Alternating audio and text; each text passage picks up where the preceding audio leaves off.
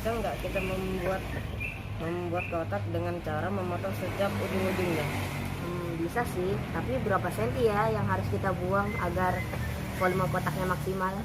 Permasalahan Irfan dan Abel tadi dapat dijawab dengan aplikasi diferensial. Lebih jauh tentang aplikasi diferensial, simak video berikut ini ya.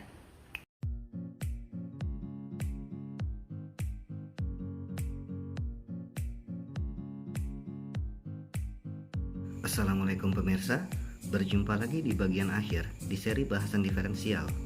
Dalam kesempatan kali ini, akan kita coba bahas beberapa contoh aplikasi dari konsep diferensial. Aplikasi, atau dalam bahasa kita sehari-hari adalah penerapan atau pengamalan, adalah bagian terpenting dari keseluruhan proses pembelajaran dari suatu ilmu, karena ilmu akan bermanfaat jika bisa diamalkan atau diterapkan. Nah, kaitannya dengan bidang matematika itu sendiri, diferensial dapat membantu kita memecahkan masalah-masalah terkait persamaan garis singgung, fungsi naik atau fungsi turun, kemudian titik stasioner yang jika kita kembangkan bisa memecahkan masalah Irfan dan Abel seperti yang tampak pada bagian awal video tadi. Sedangkan pada bidang ilmu terapan lainnya, fisika misalnya, kita mengenal ada gerak linier. Nah, dalam gerak linier ada sebuah fungsi jarak terhadap waktu yang dinotasikan dengan S, T. Jika kita turunkan atau kita diferensialkan, kita bisa menemukan sebuah fungsi kecepatan sesaat atau Vt dari kata velocity. Kemudian Vt tadi jika kita turunkan kembali atau kita diferensialkan, akan kita temukan sebuah fungsi percepatan sesaat atau At. Nah, kemudian ada juga dalam gerak melingkar fungsi posisi partikel terhadap waktu. Saya ambil contoh YT. Apabila kita turunkan atau kita diferensialkan, kita akan bisa menemukan sebuah fungsi kecepatan sudut dalam dinotasikan sebagai omega T. Omega T ini sendiri ketika diturunkan atau didiferensialkan akan bisa kita temukan sebuah fungsi percepatan sudut atau alfa T. Kemudian dalam bidang ekonomi, diferensial ini dapat membantu kita dalam memecahkan masalah-masalah terkait fungsi biaya marginal. Tentu saja masih ada banyak penerapan lain di bidang lain dari diferensial sendiri. Namun video kali ini hanya membahas sebagian saja ya. Oke, kita coba kupas satu persatu. Kita mulai membahas tentang persamaan garis singgung. Namun mungkin saja dalam benak siswa sekalian ada yang bertanya-tanya apa sih sebenarnya garis singgung itu sendiri. Nah, untuk itu kita coba amati ilustrasi berikut. Di sini diberikan sebuah kurva parabola membuka ke atas seperti yang tampak. Tolong jangan gagal fokus, anggap saja itu gambar kurva yang mulus. Kemudian polpen ini mewakili sebuah garis. Maka kedudukan garis terhadap kurva akan ada tiga kemungkinan. Mungkin saja garis akan memotong kurva seperti ini, mungkin memotong seperti itu, mungkin juga memotong seperti ini, dan masih banyak kemungkinan lain memotongnya. Kemudian kemungkinan kedua, mungkin saja garis menyinggung kurva seperti tampak seperti ini, mungkin juga menyinggung atau menyentuh kurva seperti itu, mungkin juga seperti ini. Oke, sambil dicermati apa bedanya posisi memotong dan menyinggung. Kemudian kemungkinan berikutnya, kemungkinan ketiga, mungkin saja garis tidak memotong sekaligus tidak menyinggung kurva tersebut.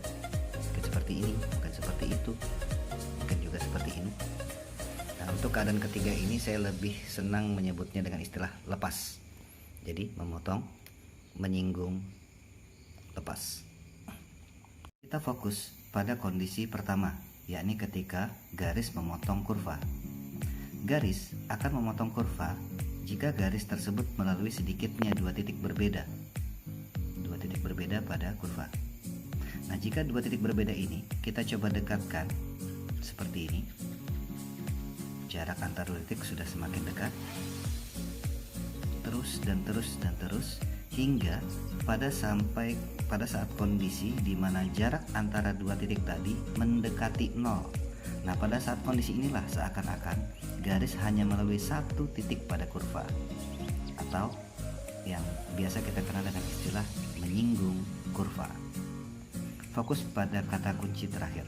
Kata kuncinya adalah jarak antara dua titik mendekati 0. Kata kunci ini adalah kata kunci limit, bukan? Dan konsep diferensial diturunkan dari konsep limit. Itu sebabnya persamaan garis singgung dapat diselesaikan melalui konsep diferensial. Kembali kepada persamaan garis singgung, saya ingin fokus kepada salah satu kata kuncinya, yakni garis. Nah, bentuk umum persamaan garis yang melalui sembarang titik pada garis, dalam hal ini kita ambil contoh X1, Y1, kemudian dengan gradian M adalah Y dikurang Y1 sama dengan M dikali X dikurang X1. Ini berlaku untuk seluruh garis. Kemudian khusus pada garis singgung, maka X1, Y1 yang dimaksud tadi akan menjadi koordinat titik singgungnya. Kemudian M adalah gradien garis singgungnya. Pada bentuk umum persamaan garis singgung, kita harus fokus pada 3 variabel kunci. Variabel kunci yang dimaksud adalah absis titik singgungnya, kemudian Y1 ordinat titik singgungnya, kemudian M gradien garis singgung. Maksudnya adalah begini, selama kita mampu menemukan nilai dari 3 variabel kunci ini, maka bagaimanapun masalahnya atau seperti apapun redaksional soalnya nanti, kita akan tetap bisa memecahkan masalah persamaan garis singgung. Hubungan antar variabel, hubungan yang pertama bahwa ordinat Y1 itu adalah fungsi dari absis X1, kemudian M ini adalah gradien yang didefinisikan sebagai derajat kemiringan suatu garis berdasarkan sumbu X positif. Karena acuannya sumbu X positif, maka kita harus memandang arah sinar garis ini dari arah sebelah kiri menuju arah kanan. Kemudian pengukuran derajat kemiringan ini berdasarkan pada perbandingan antara kenaikan komponen vertikal terhadap komponen horizontal. Untuk itu kita bisa tuliskan M secara analitis adalah perbandingan antara delta Y komponen vertikalnya terhadap delta X komponen horizontalnya. Perhatikan ilustrasi berikut. Kita ambil sembarang garis, misalnya seperti ini. Kemudian pada garis itu kita ambil contoh misalnya 2 titik, misalnya di sini. Kemudian di situ kita beri nama di sini titik A, sedangkan di situ titik B. Masing-masing dengan koordinat X, Y. Karena kita memandang dari arah kiri menuju kanan, maka A ini berindeks 1, X1, Y1. Koordinat B berindeks 2, X2, Y2. Nah, tadi yang dimaksud dengan komponen vertikal itu ini. Kemudian komponen horizontal itu. Jadi di sini komponen vertikalnya dan di situ komponen horizontalnya. Dari analisis ini berarti komponen vertikal bisa kita tulis secara analitis selisih antara Y2 dengan Y1. Kemudian delta X komponen horizontalnya adalah selisih antara X2 dengan S1. Nah, tadi dikatakan seandainya jarak antara X1 menuju jarak antar X1 menuju X2 itu adalah H, maka X2 ini bisa kita tuliskan sebagai X1 ditambah H. Kita lanjut kalimatnya dikurang X1. Sehingga bentuk sederhananya delta X komponen horizontal itu sendiri bisa kita sederhanakan menjadi sebuah variabel H saja. Kemudian secara hubungan awal ini bahwa Y itu adalah fungsi dari X, sehingga Y2 adalah fungsi dari X2 dikurang Y1 itu sendiri adalah fungsi dari X1. Tadi X2 adalah X1 tambah H, sehingga fungsi dari X2 bisa kita tuliskan sebagai fungsi dari X1 tambah H dikurang fungsi dari X1. Kita coba kembali ke bentuk ini. Delta Y dibagi delta X. Saya langsung ambil bentuk akhirnya saja. Delta Y itu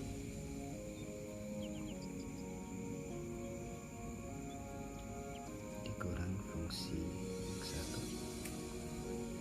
Kemudian delta X komponen horizontalnya adalah H.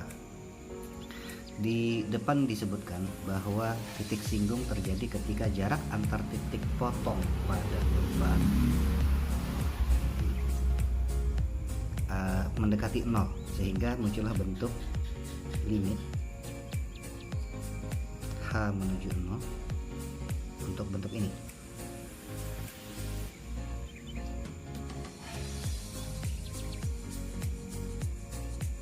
Nah, dari bentuk terakhir ini familiar bukan? Bentuk ini adalah bentuk umum sebuah turunan atau diferensial, sehingga kita bisa simpulkan bahwa M itu adalah diferensial atau turunan dari fungsi F untuk nilai X1. Kita dapat hubungan kunci yakni Y1 sama X1, kemudian M atau gradien sama dengan F aksen dari X1. Nah, mari kita pecahkan masalah berikut ini. Contoh 1, tentukan persamaan garis singgung pada kurva Y sama dengan 2x kuadrat dikurang 5x ditambah 3 pada titik yang berabsis negatif 2. Untuk langkah awal, kita harus kenali dulu permintaan akhir dari soal ini. Permintaan soal ini adalah persamaan garis singgung. Nah, persamaan garis singgung ini ada pada bentuk Y dikurang Y1 sama dengan N X dikurang X1. Masih ingat? Kita perlu 3 variabel kunci, yakni X1, Y1, dan N. Nah, kembali ke soalnya, apa yang sudah ada? Yang sudah ada adalah absis, sehingga sudah ada X1 yang bernilai negatif 2. Kita perlu nilai-nilai Y1 dan M. Tadi hubungan antar variabel yang tadi didapatkan bahwa Y1 itu adalah fungsi dari X1. Artinya substitusikan saja nilai negatif 2 ini ke fungsi awal.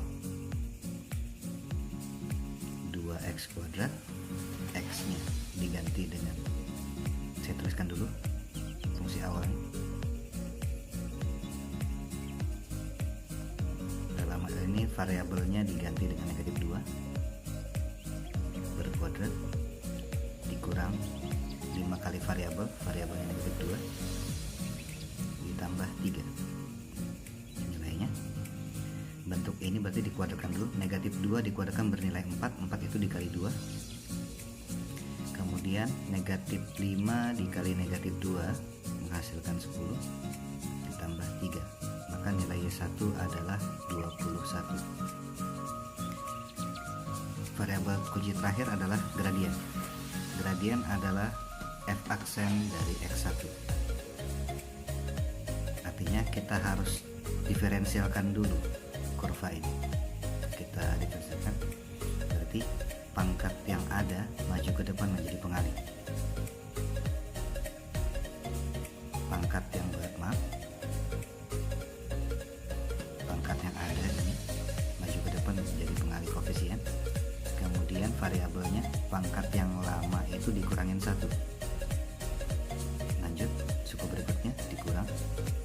Pangkat yang ada 1 itu menjadi pengalih dari 5. Variabelnya pangkat yang lama turun dikurang 1. Kemudian ditambah 3 kali X berpangkat 0. 0 itu maju ke depan kali apapun. Karena kan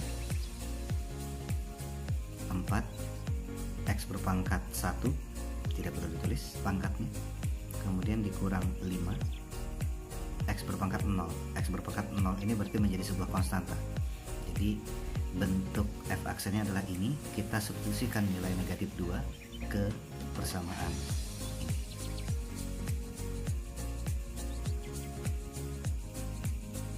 Dikali negatif 2 negatif 8 dikurang 5, sehingga nilai M nya adalah negatif 13. Karena sudah ada 3 variabel kunci X1, Y1, dan M, sehingga simpulan bisa kita cari. Y dikurang Y1 sama dengan M dikali X dikurang X1.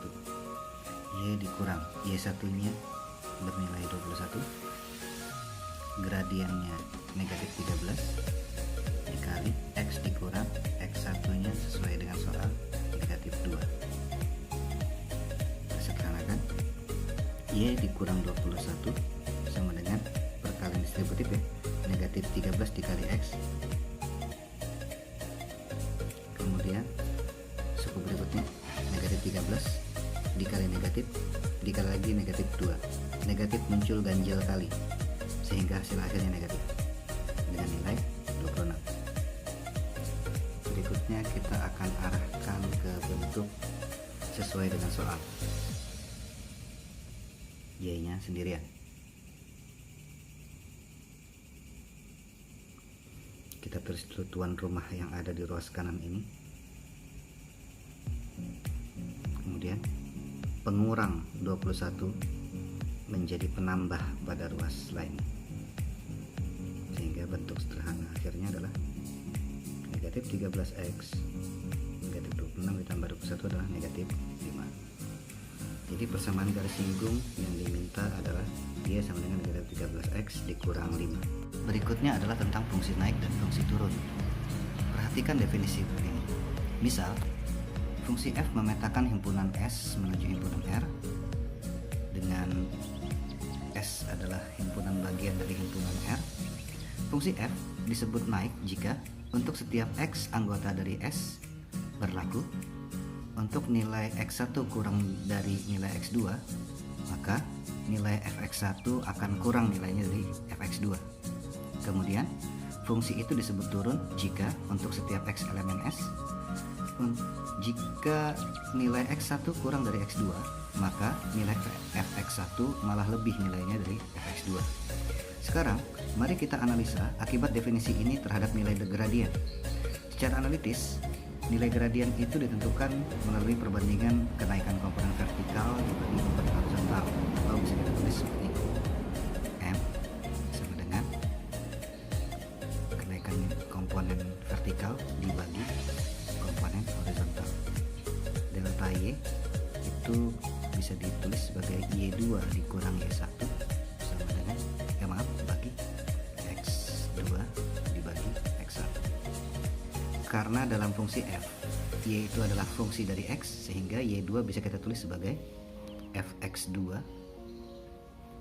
dikurang nilai Y1 kita bisa tulis fx1, kemudian dibagi X2 dikurang X1. Nah, coba kita perhatikan untuk kondisi fungsi naik.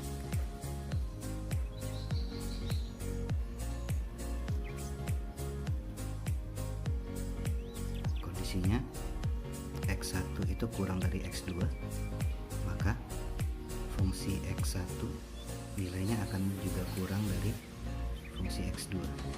Dari bentuk ini secara garis bilangan artinya X1 ini nilainya lebih rendah daripada nilai X2, sehingga kalau kita masukkan di sini pada nilai gradien M,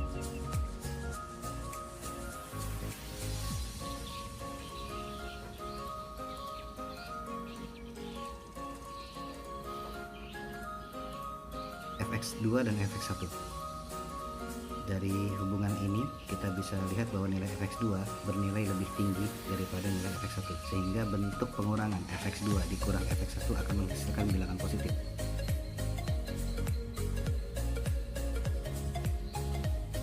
Seperti itu juga nilai x2 nilainya lebih tinggi daripada nilai x1, sehingga bentuk pengurangan x2 dikurang x1 juga menghasilkan bilangan positif.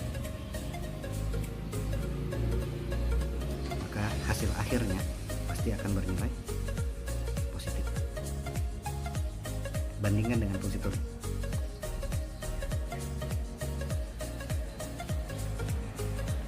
Kondisinya X1 kurang dari X2, maka nilai fx1 malah lebih tinggi nilainya daripada fx2. Sama M sama dengan fx2 dikurang fx1 dibagi x2 dikurang x1. Dari kondisi ini nilai fx1 itu nilainya lebih tinggi daripada nilai fx2, sehingga untuk bentuk fx2 dikurang fx1 nanti akan menghasilkan bilangan negatif. Sedangkan pembaginya dengan kondisi X2 nilainya lebih tinggi daripada X1, maka bentuk pengurangan X2 dikurangi X1 akan menghasilkan bilangan positif. Sifat pembagian bilangan, di mana bilangan negatif dibagi bilangan positif, pasti akan menghasilkan bilangan negatif. Nah, dari sini kita bisa ambil kesimpulan bahwa fungsi naik jika dan hanya jika gradiennya positif. Positif kita bisa tuliskan lebih dari 0. Sedangkan fungsi turun jika dan hanya jika gradiennya bilangan negatif. Kita tuliskan seperti ini. Ini kesimpulan kita. Berikutnya mari kita perhatikan contoh soal ini. Tentukan interval fungsi naik dan interval fungsi turun dari fungsi fx sama dengan 4x berpangkat 3 dikurang 3x kuadrat dikurang 36x tambah 11. Coba jawab ya. Seperti biasa, kita kenali dulu apa yang diminta oleh soal ini. Permintaan soal ini interval fungsi naik dan interval fungsi turun. Ingat kembali konsepnya. Fungsi akan naik jika dan hanya jika gradiennya positif. Sementara fungsi akan turun jika dan hanya jika gradiennya negatif.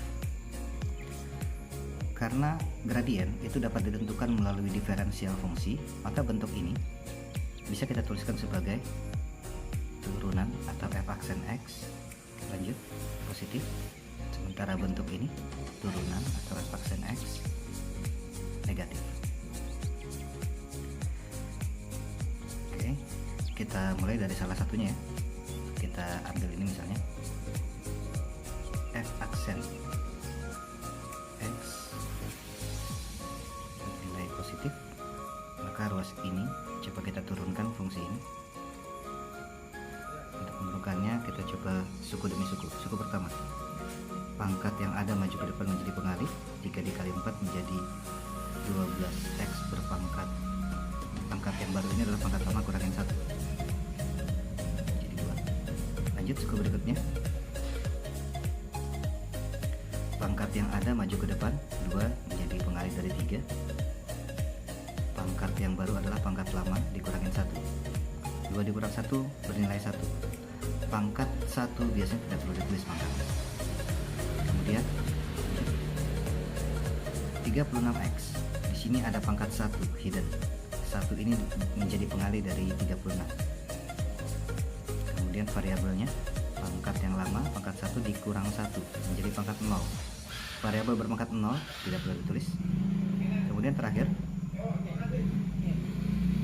11 tidak punya variabel atau konstanta, sama artinya jika 11 itu dikali x berpangkat 0.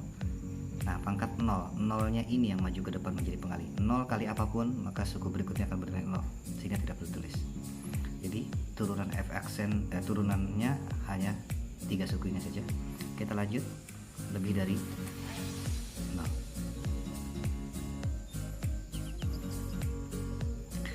Kemudian dari bentuk terakhir ini, apakah kita bisa sederhanakan? Iya, kita bagi dengan 6 untuk semua suku. Bagi 6, bagi 6, bagi 6, bagi 6. 12x kuadrat dibagi 6 menjadi 2x kuadrat. Negatif 6x dibagi 6 tinggal negatif x. Negatif 36 dibagi 6 negatif 6.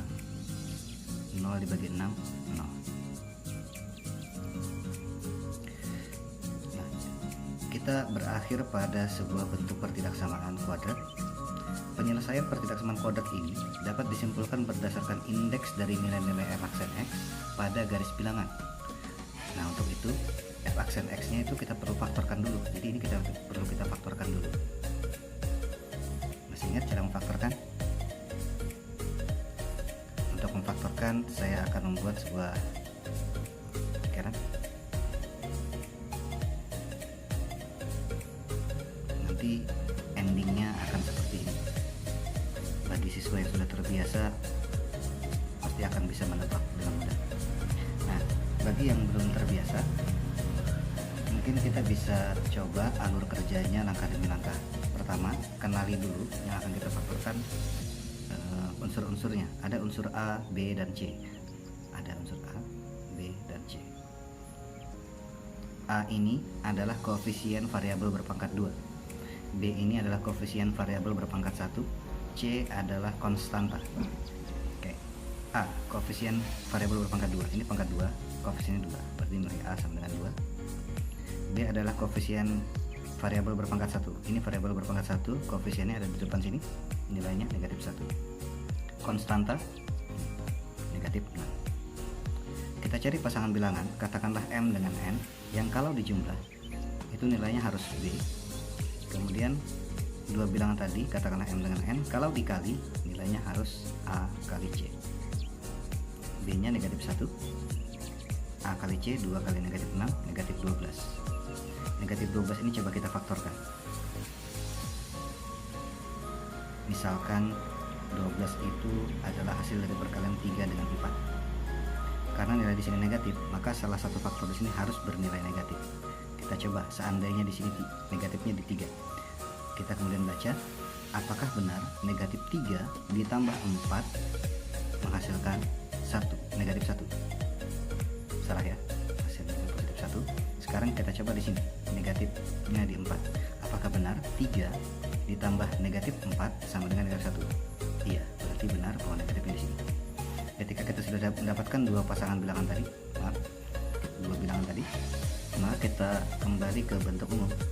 Bentuk umum faktornya adalah AX ditambah M, AX ditambah M per A. Untuk ruasnya menyesuaikan. Kalau dia persamaan ikut sama dengan, ketika ini pertidaksamaan ikut pertidaksamaan. Oke. Selanjutnya kita masukkan nilai-nilainya. A nilainya 2, berarti di sini ada 2x, ada 2x per 2. Nilai M dan N nya silahkan aja pilih salah satunya. 3 tanda positif, berarti di sini tanda hubung tambah. 4 bertanda negatif, berarti di sini tanda hubung kurang. Kemudian sederhanakan. Untuk menyederhanakan, dilihat, cari kelompok faktor yang habis dibagi dengan 2. Kelompok ini 2-nya habis tapi 3-nya tidak. Bagaimana dengan kelompok yang sebelah kanan?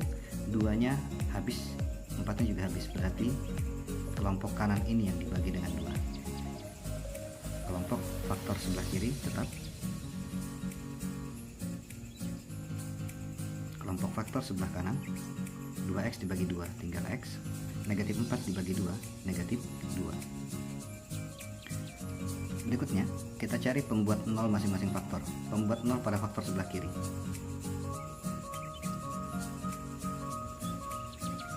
Kedua ruas sama-sama dikurang 3. 3 dikurang 3 habis. 0 dikurang 3 menghasilkan negatif 3. Kedua ruas sama-sama dibagi dengan 2. 2x dibagi 2 tinggal x. Negatif 3 dibagi 2, negatif 3 per 2. Untuk faktor sebelah kanan, x dikurang 2, kita cari pembuat 0 ini. Kedua ruas sama-sama ditambah dengan 2. Ingat lawan operasinya. Pengurang menjadi penambah, 0 tambah 2 menghasilkan nilai 2. Nah, kita mendapatkan dua buah nilai. Saya biasa mengistilahkan dengan titik kritis. Titik kritis ini kita tempatkan pada garis bilangan. Katakanlah ada sebuah garis bilangan seperti ini. Kemudian dua buah nilai ini, salah satu bernilai negatif, salah satu bernilai positif. Berikan saja letaknya, misalnya di sini dan di sana. Tempatkan sehingga sesuai. Nilai yang negatif secara logika akan lebih kecil, lebih rendah nilainya daripada nilai yang positif, sehingga negatif 3 per 2 akan terletak lebih sebelah kiri, dan nilai 2 akan terletak lebih sebelah kanan. Berikutnya, kita akan berikan indeks nilai pada tiap-tiap daerah. Perhatikan bahwa dua buah titik kritis ini membagi sepanjang garis bilangan ini menjadi 3 daerah. Daerah sebelah sini, daerah sebelah situ, dan daerah sebelah sana. Nah, untuk itu kita ambil aja salah satu wakil dari salah satu daerah. Boleh di sini, boleh di situ, boleh di sana. Saya akan mengambil nilai 0. 0 itu terletak di antara bilangan negatif dengan 2, kira-kira di sini. Jadi kita ambil titik uji X sama dengan 0. Lalu kita substitusikan nilai X ini ke yang kita faktorkan tadi, sehingga nilai F aksen dari 0 adalah 2X tambah 3 dikali X dikurang 2 kali 0 ditambah 3, X nya diganti dengan 0 ditambah 3 menghasilkan 3 dikali 0 dikurang 2 negatif 2, nilainya negatif 6. Ini artinya daerah yang memuat nilai titik uji itu akan berindeks sama dengan tanda di sini. Di sini bilangan negatif, berarti daerah-daerah yang memuat nilai 0 adalah berindeks negatif. 0 ada di sini tadi kan, sehingga saya ulang saja.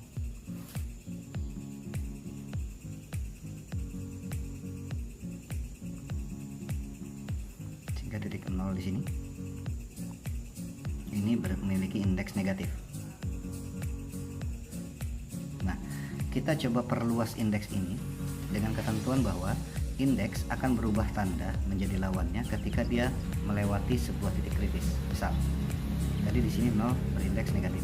Kita jalan ke kanan, bertemu dengan sebuah titik kritis, maka mulai sana dia akan berubah menjadi lawannya, jadi positif. Seperti ini. Semakin ke kanan, kita tidak menjumpai lagi sebuah titik kritis manapun, sehingga indeks positif ini akan berlaku sampai ujung kanan, tak terhingga. Berikut juga, kalau kita bergerak ke arah kiri dari titik 0 ini negatif, bertemu dengan sebuah titik kritis, maka akan berubah menjadi lawannya, positif.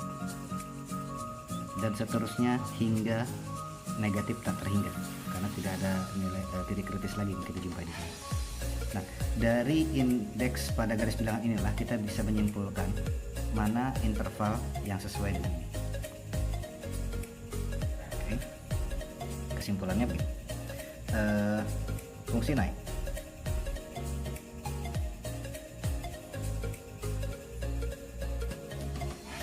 jika dan hanya jika F aksennya positif.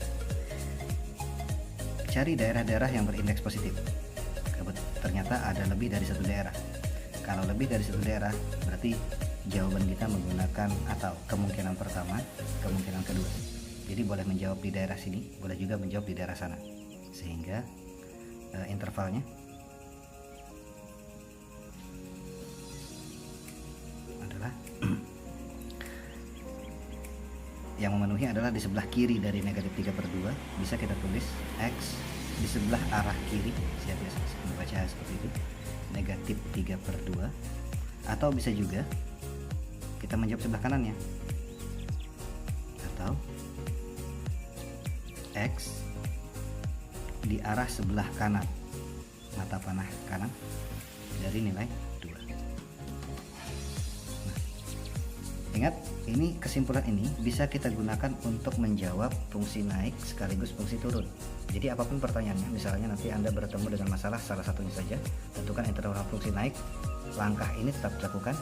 Berikut juga misalnya tentukan interval fungsi turun saja, maka langkah ini tetap dilakukan hingga kesimpulan ini.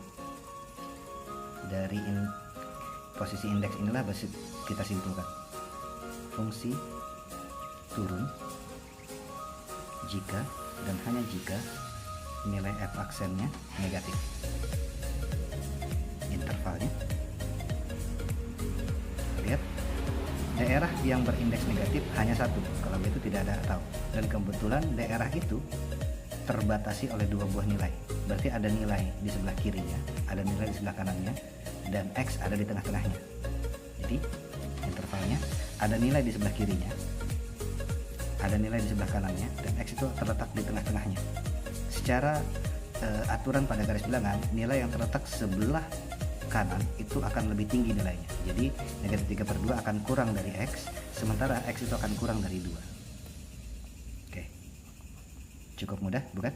Kita lanjutkan pembahasan mengenai titik stasioner. Stasioner di sini menurut arti katanya berarti tetap, tidak berubah, atau mungkin ajak. Yang tetap atau tidak berubah tadi itu tergantung konteksnya. Bisa yang tetap itu berupa nilainya, bisa juga ukurannya, atau mungkin posisinya atau bentuknya, dan lain sebagainya. Nah, titik designer di sini maksudnya adalah titik di mana kurva fx tadi tidak naik sekaligus tidak turun. Jadi ada dua kata kunci. Titik stasioner tercapai saat pergerakan kurva itu fx-nya tidak naik sekaligus kurva itu tidak turun.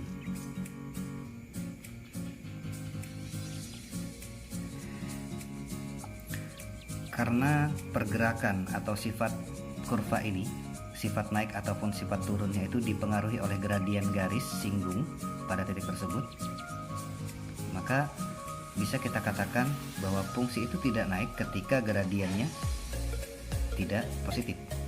Gradien tidak positif.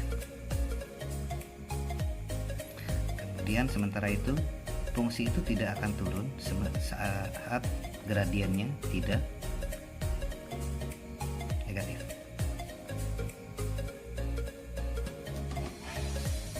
Gradien tadi itu bisa ditentukan melalui turunannya. Jadi bentuk ini bisa kita artikan sebagai f aksen x itu tidak positif.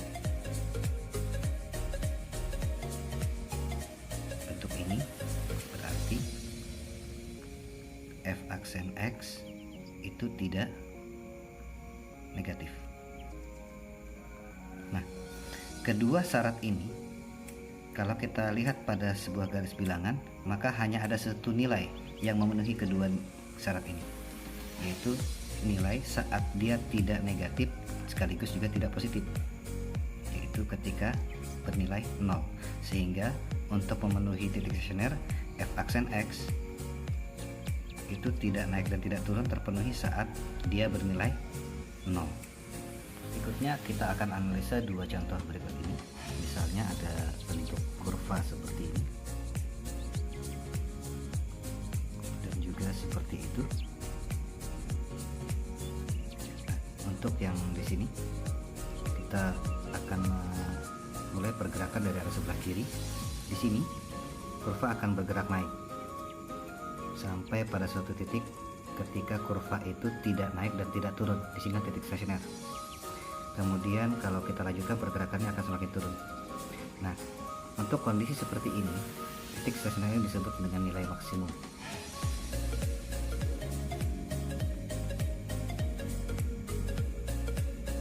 Kemudian kita perhatikan di sini, kita bergerak dari arah sebelah kiri, kurva akan semakin turun, semakin turun, semakin turun, hingga pada satu titik di mana kurva itu tidak naik sekaligus tidak turun. Dan kemudian kalau kita lanjutkan akan kembali naik lagi.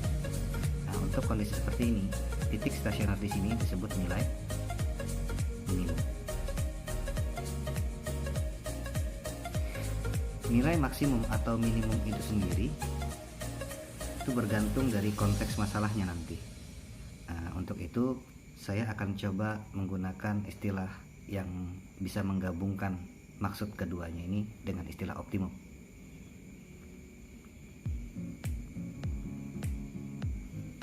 Karena optimum ini sendiri kalau dari arti kata adalah kondisi terbaik atau kondisi yang paling menguntungkan.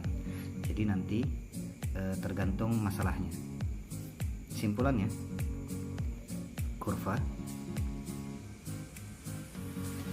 akan optimum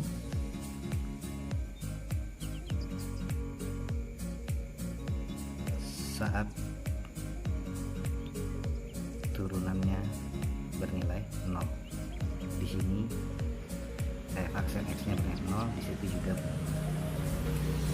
Contoh masalah berikutnya. Sehelai karton berbentuk persegi panjang berukuran 45 cm dikali 24 cm akan dibuat kotak tanpa tutup dengan cara memotong keempat pojoknya yang berupa persegi, lalu melipatnya. Tentukan ukuran sisi persegi yang harus dibuang agar kotak yang nanti terbentuk memiliki volume maksimum. Oke, kita mulai. kita kenali, yang diminta ini adalah ukuran sisi persegi. Jadi anggaplah ukuran sisi persegi yang dicari itu adalah sebuah variabel X pembuat fungsi volume menjadi maksimum.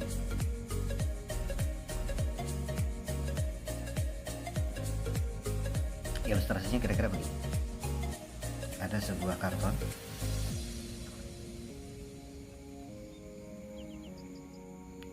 berbentuk persegi panjang, anggap saja ini persegi panjang, dengan ukuran 45 cm kali 24 cm, artinya 45 cm bertindak sebagai panjang dari persegi panjang tadi. Kemudian lebarnya 24 cm. Tiap-tiap pojok ini dipotong berupa persegi seperti ini, seperti itu, seperti ini, seperti ini, dengan ukuran persegi yang sama. Anggaplah X cm. Nah, kemudian setelah dipotong akan kita lipat sehingga nanti kira-kira terbentuklah sebuah kotak kira-kira sebetulnya seperti ini.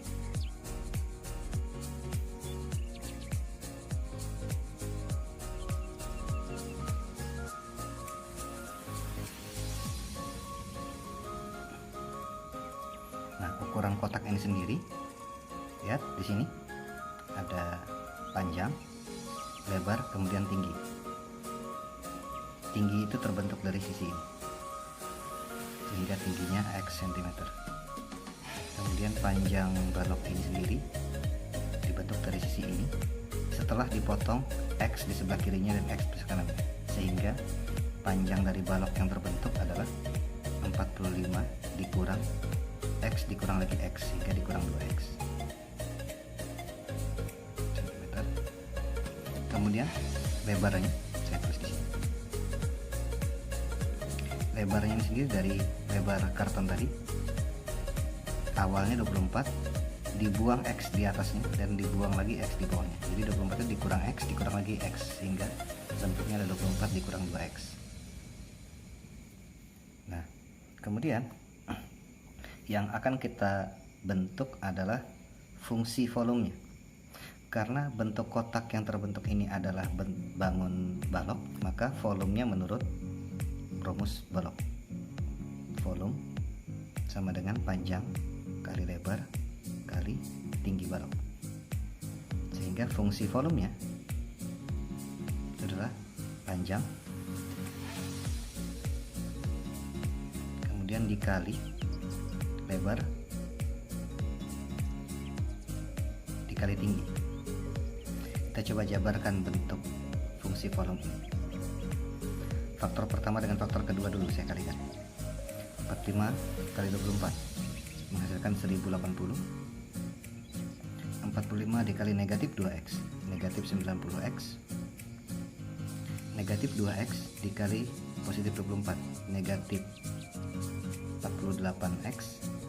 Terakhir negatif 2X dikali negatif 2X, positif 4X kuadrat, dikali faktor terakhir secara distributif 1080 dikali X, 1080X dikurang 90X kuadrat dikurang 48X kuadrat ditambah 4X kuadrat dikali X, 4X berpangkat 3. Kemudian ternyata ini bisa disederhanakan karena berlevel sama. Dari sini pun bisa disederhanakan. 1080X negatif 90X kuadrat dikurang 48X kuadrat, negatif dikurang lagi, negatifnya tambah besar, negatif 138X kuadrat ditambah 4X berpangkat 3. Nah, ini adalah fungsi volume. Tugas kita selanjutnya adalah kita harus mencari X agar fungsi ini optimum. Vx akan optimum saat turunannya 0. Kalau gitu kita cari turunannya f aksen X, kita turunkan ini suku pertama 1080x diturunkan, pangkat 1 maju ke depan. Variabelnya pangkat 1 tadi dikurangin 1 jadi menjadi x berpangkat 0. X berpangkat 0 tidak ditulis. Lanjut, suku berikutnya 2 ini maju ke depan menjadi pengali dari 1138. 2 kali 138 bernilai 276. Variabelnya menjadi pangkat yang lama ini dikurangin 1. 2 kurang 1 pangkat 1. Terakhir, suku ketiga, pangkat 3 ini maju ke depan. 3 kali 4 menjadi 12 dikali x berpangkat 2. Ini harus sama dengan 0. Oke, kita fokus pada suku ini. Kita coba sederhanakan. Kebetulan setiap suku habis dibagi 12. Kalau itu semuanya dibagi 12. 1080 dibagi 12, maka nilainya akan menjadi 90. 276 dibagi 12, nilainya akan menjadi 23. 12 dibagi 12 1. 0 dibagi 12 tetap 0. Nah, selanjutnya kita akan coba faktorkan bentuk persamaan terakhir ini. Kembali lagi, nanti karena di sini koefisien x berkuadrat ini adalah 1, maka nanti akan ada x sekian, x sekian. Bisa langsung ditebak jawabannya, atau harus kita ulangi langkah per langkah tadi. Cari pasangan bilangan. Maaf, sebelumnya tentukan dulu unsur-unsurnya. A, B, C. Masih ingat tadi ya, A itu adalah koefisien x berpangkat 2. X berpangkat 2 di sini. Koefisiennya adalah nilai di sini, 1. B itu adalah koefisien x berpangkat 1. Ini x berpangkat 1, koefisiennya adalah negatif 23. Dan C adalah konstanta. Hati-hati, A, B, C tidak harus yang paling kiri, C tidak harus yang paling kanan. Cari pasangan bilangan. Kalau dijumlah hasilnya B, kalau dikali hasilnya A kali C. B nya negatif 23, sedangkan A kali C 1 kali 90, 90 ini kita faktorkan. Berapa kali berapa sama dengan 90? Misal 9 kali 10. Karena hasil perkaliannya adalah bilangan positif, maka tanda di sini wajib sama. Boleh sama-sama positif, boleh sama-sama negatif. Seandainya sama-sama positif, maka kalau kita masukkan dalam kalimat ini 9 tambah 10, apakah benar hasilnya negatif 23? Bukan. Negatif 9 ditambah negatif 10, apakah benar hasilnya negatif 23? Bukan. Berarti bukan pasangan ini. Cari pasangan lainnya. Pasangan lainnya itu bagaimana kalau di sini saya kali 2? Konsekuensi di sini harus saya bagi 2. Pasangannya 18 dengan 5. Kembali tadi kita coba analisa apakah benar tandanya wajib sama. Positif 18 ditambah positif 5 hasilnya negatif 23. Salah. Bagaimana jika keduanya negatif? Negatif 18 dengan negatif 5, jika dijumlahkan hasilnya negatif 23. Ya benar, berarti ini pasangan M dan N yang dimaksud. Bentuk umumnya AX tambah N, AX tambah N per A, karena di sini persamaan.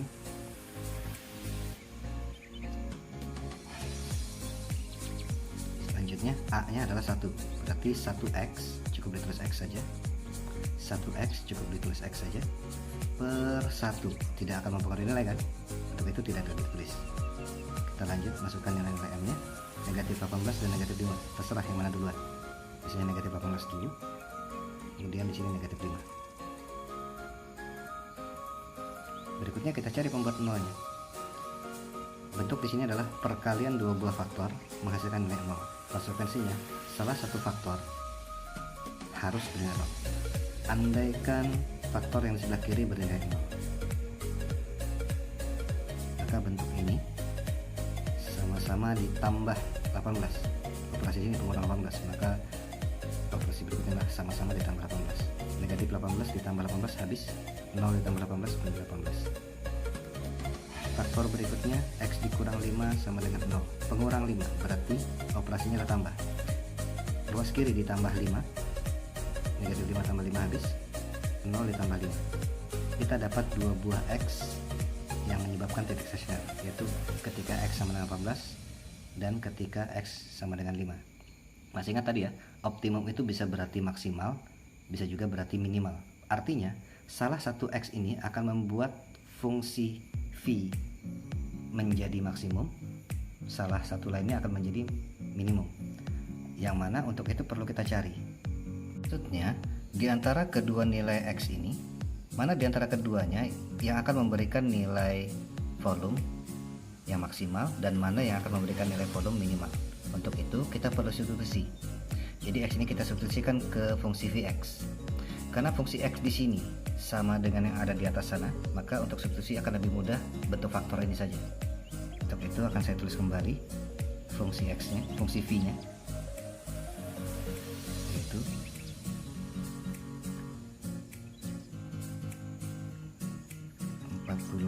dikurang 2x dikali 24 dikurang 2x dikali x. Kita substitusi satu demi satu. Yang sebelah kiri dulu. Untuk x bernilai 18, maka fungsi v nya atau v18 akan bernilai, substitusi ganti x di sini dengan nilai 18. X diganti dengan 18, X diganti dengan 18, diganti dengan 18. 2 kali 18 bernilai 36.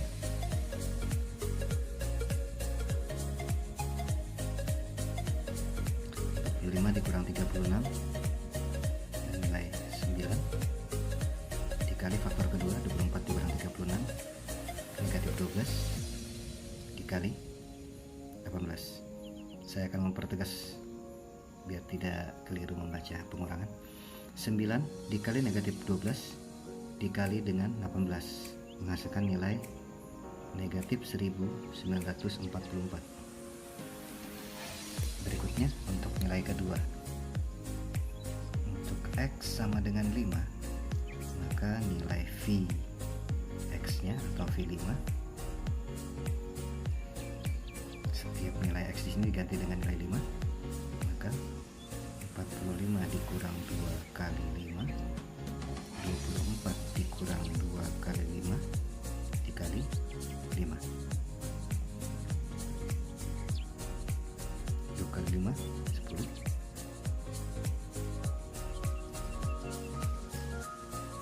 45 dikurang 10 bernilai 35 dikali faktor kedua 14 dikali faktor ketiga.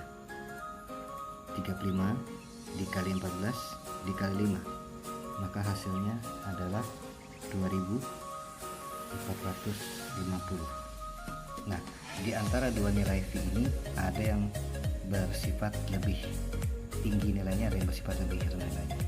Dari sini disimpulkan bahwa nilai ini adalah nilai minimum dari kotak yang bisa dibentuk, sedangkan nilai yang lebih tinggi nilainya adalah nilai maksimum dari kotak yang bisa dibentuk. Jadi dari keseluruhannya kita bisa simpulkan agar kotak yang dibentuk maksimal, maka X-nya atau sisi persegi